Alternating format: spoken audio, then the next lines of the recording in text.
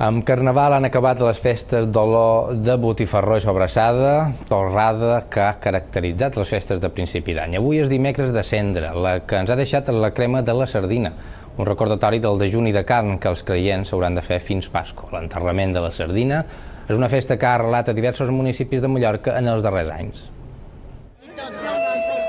No es pot amagar la pena. Ploren perquè amb el Carnaval acaba tot el seguit de festes que va començar per Nadal i ho lamenten amb l'enterrament de la sardina. A Pòrtoles, el lloc més popular on una solemne comparsa la trasllada fins a la plaça de Can Flor per cremar-la. L'acte és el sus de la Quaresma que comença avui. Els creients faran dejuni de carn fins Pasqua.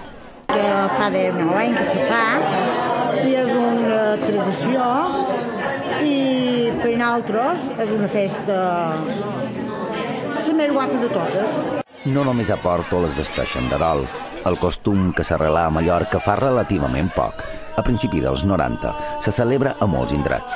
Un exemple n'és Felanitx, on tampoc hi varen faltar les ploradores. Moltes una cosa gràcies, s'ha mort, la sardina, la meva germaneta estimada. Na Catalina i en Pere festegen en el corral. Penso, ai, quina pena, i cada any igual. I cada any la mateixa olor de peix. Oh, Déu meu, molta pena. No tenc paraules. A Son Carrió, pedania de Sant Llorenç, és possiblement l'enterrament de la sardina més antic de Mallorca. Més de 200 persones participaren en la processó, 120 quilos de sardina enfarinada i fregida, trampó, pa i vi a rompre.